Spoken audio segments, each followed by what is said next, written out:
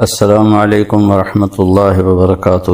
بسم اللہ الرحمن الرحیم والصلاة والسلام علی رسولہ الکریم وعلی آلہ واصحابہ اجمعین۔ اللہ تبارک و تعالیٰ کی اس امت کے ساتھ جناب رسول اللہ صلی اللہ علیہ وسلم کی طفیل اور ان کے صدقے میں بے شمار مہربانیاں ہیں، انگنت مہربانیاں ہیں۔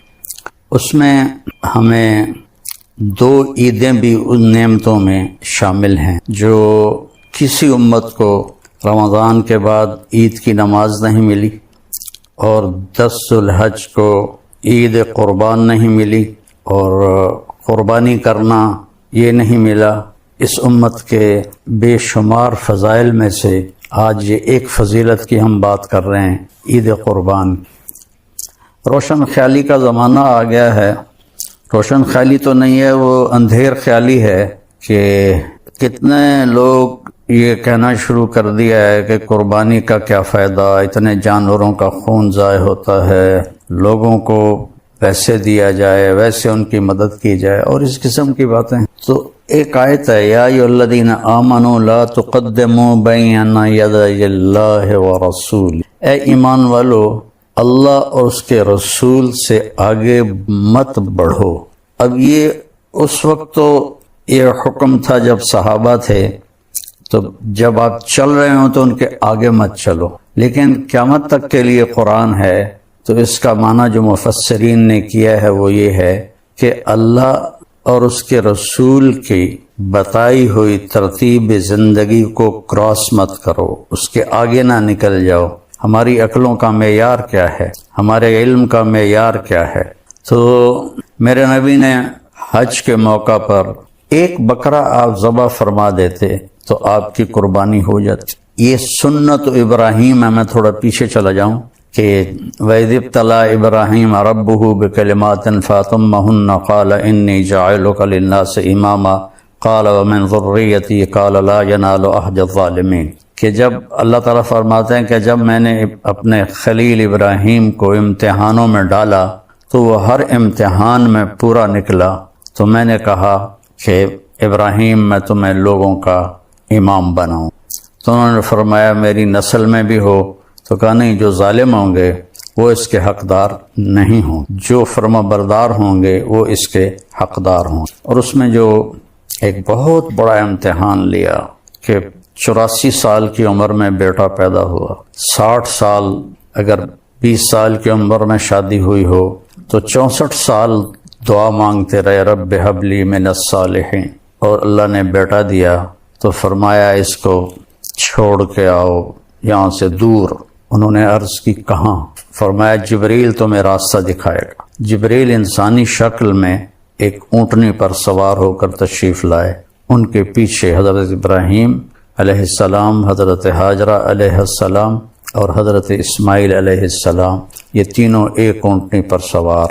اور جب مکہ کے کالے پہاڑ آ گئے اور ایک وادی تھی نیچے، تو پہاڑ ایسے اوپر اس کے کھڑے ہوئے تھے، انہوں نے اس کو چھپایا ہوا تھا اس وادی، کہنے لگے یہاں چھوڑ دو اور تم خود واپس چلے جاؤ۔ تو حیران ہوئے، آگ میں ڈالے گئے تو کچھ نہیں بولے، حسبی اللہ و نعم الوکیل اتنا کہا، لیکن جب وہاں کہا جبریل نے یہاں چھوڑ دو تو کہنے لگے یہاں کیسے چھوڑ دوں، یہاں تو کچھ بھی نہیں ہے۔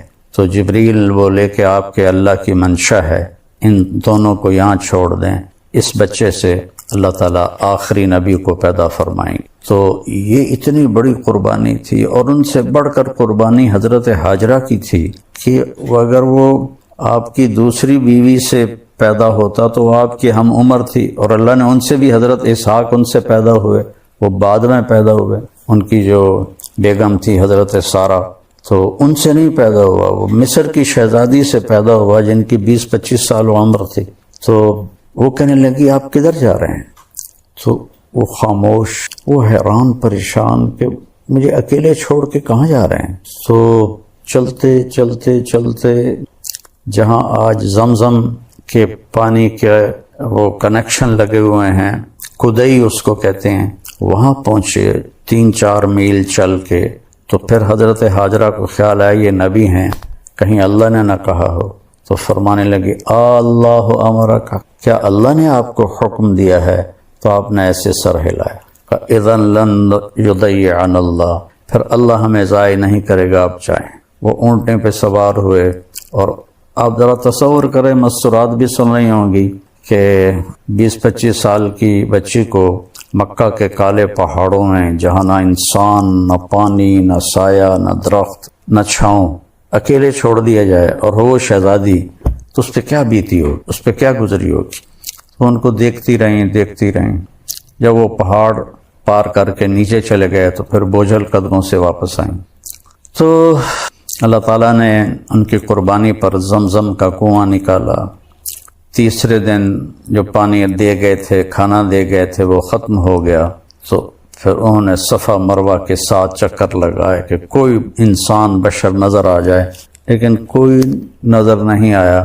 7ویں چکر میں وہ ان کا دم گھٹنے لگا اور سانس پھولنے لگا اور وہ گر گئیں۔ جب بیٹے کی طرف نظر دوڑائی تو وہاں ایک آدمی کو کھڑے دیکھا، تو پھر ایک دم بھاگی تو دیکھا تو وہ آدمی تو غائب تھا، اور اس بچے جہاں ایڑیاں رگڑ رہا تھا وہاں سے چشمہ نکلا ہوا تھا پانی کا، جو زمزم کا کنواں کہلاتا ہے۔ اور اس سے پرانا کنواں دنیا میں کوئی موجود نہیں جو آج بھی اسی طرح صاف ستھرا پانی دے رہا ہو۔ اس میں کیڑے نہیں پیدا ہوتے، اس میں مینڈک نہیں پیدا ہوتے، اس میں وہ پانی میں سبز رنگ کی کائی جم جاتی ہے، وہ نہیں جمتی، کوئی مچھر وہاں پیدا نہیں ہوتا، اور کوئی اس کا کسی چشمے سے رابطہ نہیں، تعلق نہیں، کسی پیچھے پانی کے کسی حوض کے ساتھ یا پانی کے کسی خزانے کے ساتھ اس کا رابطہ نہیں۔ وہاں جو انجینئر تھے کنویں پر، وہ انڈین تھے، وہ مجھے ملے، انہوں نے بتایا کہ جب ہم چلاتے ہیں موٹر ٹربائن کو تو اس میں سوراخ ہیں کنویں کی دیواروں میں، ان سے پانی ایسے ابل کے آتا ہے، اور جب ہم بند کرتے ہیں ٹربائن کو تو وہ پانی بند ہو جاتا ہے، اور آج تک اس کا لیول کبھی بھی کم نہیں۔ تو پھر اللہ تعالیٰ نے فرمایا اب جاؤ اور ذبح کر کے آ جاؤ۔ جس باپ کی عمر کو تقریباً کوئی 90 سال سے اوپر ہو چکی ہو، اور وہ فلسطین سے چھری لے کر چلا ہو کہ بیٹے کو ذبح کرنے جا رہا ہوں، تو اس پہ کیا بیتی ہوگی ان لمحات میں، اس سفر میں، اس کے دن رات میں، کس طرح خیال آتا ہوگا، کیسے ذبح کروں گا، کیا ہوگا۔ اور پھر ان کو لے کر جب وہ پہنچے اس جگہ، وہ جگہ تو اب انہوں نے صاف کر دیا، پہاڑ ہٹا دیے ہیں، اللہ ان کا بھلا کرے، حاجیوں کی سہولت کے لیے۔ تو میں اس جگہ پہ گیا ہوں، میں نے دیکھی ہے جب پہاڑ کھڑے تھے، تو چاروں طرف پہاڑ ہیں، بیچ میں ایک چھوٹی سی وادی ہے۔ کہنے لگے بیٹا میں دیکھتا ہوں کہ میں تمہیں ذبح کر رہا، اور نبی کا خواب وحی کے برابر ہوتا۔ تو انہوں نے فرمایا یا ابا تفعل، بابا فوراً کرو، یا ابا افعل بھی نہیں ہے، یا ابا تفعل، اتنی تیزی سے فرمایا کہ الف کو گرا دیا۔ ستجدنی انشاء اللہ من الصابرین، تو مجھے دیکھے گا کہ میں صبر کرنے والوں میں سے۔ تو کہنے لگے تجھے پتہ بھی ہے کہ میں کیا کہہ رہا ہوں؟ کہنے لگے ہاں پتہ ہے، آپ مجھے ذبح کریں گے میں مر جاؤں گا، لیکن مجھے دنیا کے بدلے جنت مل جائے گی، آپ کے بدلے مجھے اللہ مل جائے گا۔ پھر فرمانے لگے کہ ہاں مجھے یہ دکھ ضرور ہے کہ میری ماں کو بڑا صدمہ ہوگا۔ تو اپنا کرتا اتارا اور وہ ان کو دیا کہ یہ جا کے کرتا میری ماں کو دے دینا، جب میری یاد آئے گی میرا کرتا دیکھ لے گی۔ اور وہاں اللہ کا حکم پورا کیا، اور لیٹا کر جب چھری چلانے لگے تو کرنے والا تو اللہ ہے، یہاں کوئی لوہے کا ٹکڑا نہیں آیا، یہ جگہ پتھر نہیں بن گئی، لوہا نہیں بن گئی، چھری موم نہیں بنی، چھری اسی طرح تیز ہے اور گردن اسی طرح نرم ہے، لیکن وہ اوپر سے حکم آ گیا نہیں کاٹنا۔ 2-3 دفعہ چھری چلائی نہیں چلی، تو تیسری دفعہ پھر اللہ تعالیٰ نے جبریل سے فرمایا کہ جلدی سے جنت سے چھترا لے کر جاؤ اور اسماعیل کو نکال لو اور چھترے کو ڈال دو۔ ابراہیم علیہ السلام نے آنکھوں پہ پٹی باندھی ہوئی تھی، اور جب ان کو لٹایا اونھے منہ الٹا کر کے، تو ان کی کمر پہ اپنے گھٹنے کو رکھ کر ان کے سر کے بال پکڑ کے ایسے اٹھا کے گردن کو اوپر کیا، تو ایسے آسمان کو دیکھا کہ یا اللہ تو مجھ سے ناراض ہو گیا ہے کہ اسماعیل کی محبت میرے دل میں پیدا ہو گئی ہے، تو دیکھ میں اسے تیرے نام پہ قربان کر رہا ہوں۔ اس بات کو سن کر آسمان کے سارے فرشتے روئے تھے، اور دوسری دفعہ آسمان کے فرشتے روئے تھے جب ہمارے نبی پاک صلی اللہ علیہ وسلم کو طائف والوں نے اتنے پتھر مارے کہ آپ بے ہوش ہو کے گر گئے، اس وقت آسمان کے فرشتے روئے تھے۔ 2 دفعہ روئے ہیں آسمان کے فرشتے۔ تو تیسری دفعہ پھر جبریل نے آ کر اسماعیل علیہ السلام کو کھینچ لیا اور چھترے کو ڈال دیا۔ ابراہیم علیہ السلام کے آنکھوں پر تو پٹی تھی، تو جب تیسری دفعہ کا اللہ اکبر اللہ اکبر، چھری چل گئی تو انہوں نے سمجھا بیٹا ذبح ہو گیا۔ جب پٹی ہٹائی تو دیکھا تو وہاں چھترا، یہ بھیڑ کا جو نر ہوتا ہے اس کے سینگ ہوتے ہیں، اس کو چھترا، اور اردو میں مینڈا کہتے ہیں، پنجابی میں چھترا کہتے ہیں، وہ ذبح ہوا پڑا تھا، اور اسماعیل اور جبریل وہاں کھڑے ہوئے تھے۔ تو میرے نبی پاک صلی اللہ علیہ وسلم نے کہا یہ سنت ابی ابراہیم، میرے باپ ابراہیم کی سنت ہے، یہ ہم کریں گے۔ تو آپ کے تقریباً 9 عیدیں، 9 عید الفطر اور 9 ہی عید قربان آپ کو ملیں۔ تو آپ ہر سال 8 عیدیں تو آپ نے مدینہ میں کی، تو آپ 2 چھترے ذبح فرماتے تھے، ایک اپنی طرف سے اور ایک امت کی طرف سے۔ 2 سفید چھترے آپ ہمیشہ خریدتے تھے، ایک اپنی طرف سے ذبح فرماتے تھے، ایک امت کی طرف سے ذبح فرماتے تھے۔ امت کو کہیں بھی اکیلا نہیں چھوڑا، ان کو ہر جگہ یاد رکھا۔ 9ویں عید آپ نے حج پہ کی مینا میں، تو آپ نے کتنی قربانی کی؟ 63 اونٹ آپ نے ذبح فرمائے، اپنی عمر کے ہر سال کا 1 اونٹ، اور 1 اونٹ میں 7 حصے ہوتے ہیں، 7، تو کوئی 450 کے قریب آپ نے قربانیاں کی 63 اونٹوں میں۔ اور عجب بات تھی، یہاں اونٹوں کی یا جانوروں کی جب ہم اپنے وہاں قربانی کرواتے ہیں تو ان کو کھینچ کے لا رہے ہوتے ہیں اور وہ باں باں کر رہے ہوتے ہیں، اور خاص طور پر بڑے جانور کو جب گراتے ہیں تو ایک بڑا مسئلہ بنتا ہے۔ لیکن قربان جاؤں آپ کے لیے 100 اونٹ لائے تھے، 63 آپ لے کر آئے تھے، اور 37 حضرت علی یمن سے لے کر آئے تھے، تو 100 اونٹ کھڑے تھے، اس میں سے 63 کو الگ کر دیا گیا، پھر 5 اونٹ الگ آپ کے قریب کھڑے کر دیے گئے، اس میں سے 1 اونٹ آتا تھا اور وہ ذبح ہوتا تھا۔ تو 5 اونٹوں میں لڑائی شروع ہو جاتی تھی کہ میں پہلے جا کے ذبح ہوں گا، دوسرا اپنی زبان حال سے کہتا کہ میں پہلے جا کے ذبح ہوں گا، تو ان میں جنگ چل رہی تھی، اونٹوں میں ایک دوسرے کو کاٹ رہے تھے۔ تو آپ نے 63 قربانیاں اونٹوں کی فرمائیں۔ تو آپ بھی کہتے غربت کا زمانہ ہے، اور اس وقت تو غربت تھی بہت زیادہ، 63 اونٹ کے پیسے غریبوں میں تقسیم کر دو۔ تو اپنی رائے کو اللہ رسول کے حکم کے تابع کر کے چلنا چاہیے، چونکہ ہمارا علم بھی بہت تھوڑا ہے، ہماری عقل بھی بہت تھوڑی ہے۔ تو آپ نے حضرت علی علیہ السلام سے فرمایا کہ علی، اس کا گوشت، اس کی کھال، اس کے کھراوڑے سارے تقسیم کر دو، اور اس کی جو صفائی کرنے کی جو اجرت ہے کسائی کی، اس میں گوشت نہیں دینا قربانی کا، وہ میں الگ سے ادا کروں گا۔ اور اپنی بیویوں کی طرف سے آپ نے 1 گائے ذبح فرمائی، آپ کی تو 9 بیویاں تھیں، لیکن آپ نے 1 گائے ذبح فرمائی۔ تو اس کے بعد پھر آپ نے حضرت علی سے فرمایا کہ کچھ ہر اونٹ سے چھوٹا چھوٹا گوشت کا ٹکڑا لے کر آؤ، تو وہ لے کر آیا کہ دیگ پہ چڑھا دو، تو دیگ پہ چڑھا دیا گیا۔ تو آپ نے ناخن کٹوائے اور اپنے بال منڈوائے، وہ جو بال آپ نے منڈوائے تھے، آپ کے سامنے ابو زمع کھڑے تھے، آپ نے ان کو دے دیے۔ تو حضرت خالد ابن ولید نے منت کر کے کچھ بال کا یہ تقسیم کر دو، انہوں نے تقسیم کیے۔ خالد ابن ولید نے کچھ بال وہ ان سے لے کر نا اپنی ٹوپی میں سی لیے تھے، اور جب بھی وہ جنگ پہ جاتے تھے لڑنے کے لیے تو وہ ٹوپی سر پہ پہنتے تھے، اور اس کے اوپر وہ لوہے کی ٹوپی ہوتی تھی۔ کبھی کسی جنگ میں انہوں نے اس ٹوپی کو نہیں بھلایا۔ ایک دفعہ رومیوں نے حملہ کر دیا، تو ساتھیوں نے کہا کہ حملہ ہو گیا، تو کہنے لگے میری ٹوپی لاؤ، وہ ٹوپی مل نہیں رہی تھی۔ تو صحابہ کہنے لگے وہ سر پہ چڑھ گئے ہیں، کہا اس سے بھی آگے آ گئے تو میں اس وقت تک نہیں اٹھوں گا جب تک مجھے ٹوپی نہ مل۔ تو پھر وہ کہیں کسی کونے میں دب گئی تھی، وہ ٹوپی ملی تو پہن کے اوپر لوہے کی ٹوپی پھر جب وہ حملہ کرتے تھے تو جیسے شیر کے آگے بکریاں نہیں کٹتی اور بھاگتی، ایسے ان کے سامنے خلقت دوڑتی اور بھاگتی تھی۔ دنیا نے ایسا جرنیل آج تک نہیں پیدا کیا، سیف اللہ کا جس کو لقب ملا ہو، اس کو اللہ کے نبی نے اللہ کی تلوار کہا۔ اس لیے جب ان کا بڑی جوانی میں فوت ہو گئے، 56 سال کی عمر میں تو فرمانے لگے ساری زندگی پہلی صف میں لڑا کے شہید ہو جاؤں، لیکن آج میں بزدلوں کی طرح مر رہا ہوں۔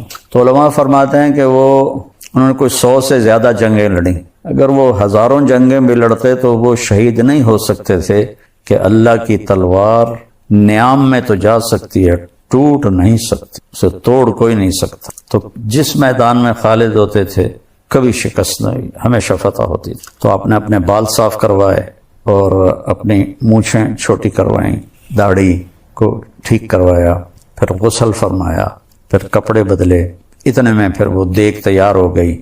تو اس میں سے آپ نے گوشت بھی کھایا اور شوربہ بھی کھایا، اور پھر آپ اپنے اونٹنی قصواء پر تشریف لے گئے طواف زیارت کرنے کے لیے۔ تو امت کو اللہ جزائے خیر دے، انہوں نے اس سنت کو آج تک باقی رکھا ہوا ہے، اور لوگ بڑھ چڑھ کی قربانیاں کرتے ہیں، اور اللہ تعالیٰ آپ کے جو خون کا پہلا قطرہ گرتے ہی جو قربانی کرنے والا ہے اس کی اللہ تعالیٰ بخشش فرما دیتا ہے، بشرطے کہ اس کے ساتھ کوئی اور کبیرہ گناہ نہ ہو۔ اور جتنے اس کے جسم پہ بال ہوتے ہیں، ہر بال کے بدلے ایک نیکی لکھی جاتی ہے، اور ایک پھر 10 گنا ہوتی ہے، پھر 10 سے جتنا اخلاص ہوگا بڑھتے بڑھتے کہاں سے کہاں چلی جائے گی۔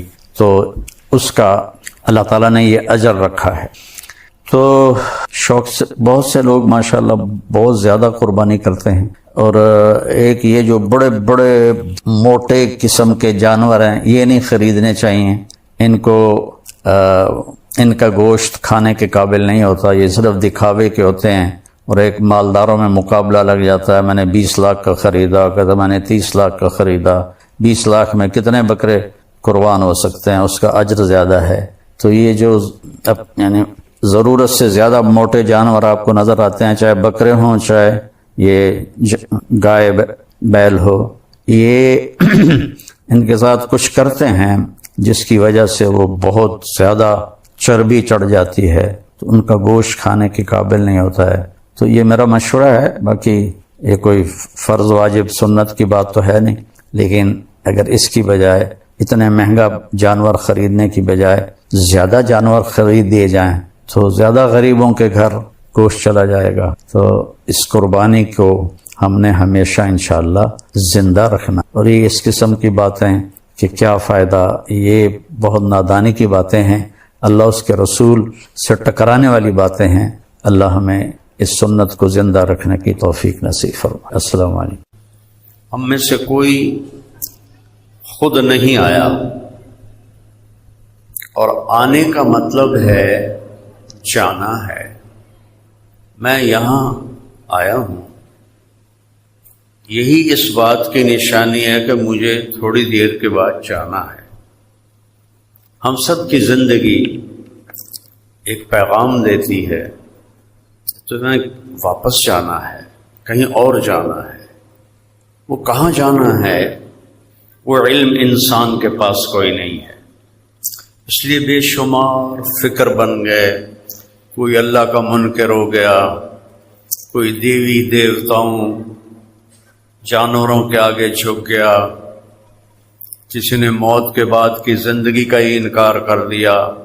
ہیہات ہیہات لما توعدون، کچھ بھی نہیں جو کہا جا رہا ہے۔ ان ہی الا حیاتنا الدنیا، بس یہی دنیا کی زندگی ہے۔ نموت و نحیا، مرتے ہیں جیتے ہیں۔ وما نحن بمبعوثین، ہمیں کوئی نہیں اٹھانے والا۔ یہ سب ویسے ڈھکوسلے کی بات ہے۔ پہلے غیر مسلم ہوتے تھے، اب ہماری نسل بھی بہت زیادہ فیشن کے طور پر، کیونکہ کوئی عقل کی بات تو ہے نہیں۔ دنیا کی سب سے بڑی بے وقوفی کی بات یہ ہے کہ اللہ کوئی نہیں ہے۔ اس سے بڑا احمق پوری دنیا میں کوئی نہیں ہو سکتا۔ ایک دن کا خود نہیں کوئی اپنے آپ بنتا۔ ہمارے شاعر کا فرمان ہے، شاعر مشرق، ہیچ چیز خود بخود چیز نشد۔ کوئی چیز اپنے آپ نہیں بنتی. ہیچ آہن خنجر تیغ نشد. یہ لوہا 1 کروڑ سال پڑا رہے، یہ خنجر نہیں بنے گا، اسے کوئی ڈھالے گا تو بنے گا. ہیچ حلوہ ای نشد استاذ کار، تا غلام شکر ریز نشد. مٹھائی بنانے کے لیے تو استاد کی ضرورت ہے کہ گلاب جامن کیسے بنانا ہے، برفی کیسے بنانی ہے، رسگلہ کیسے بنانا ہے، جلیبی کیسے بنانی ہے، تو اس کے لیے بھی استاد کی ضرورت ہے. اتنی بڑی کائنات آپ ہی بن گئے، خود بن گئے.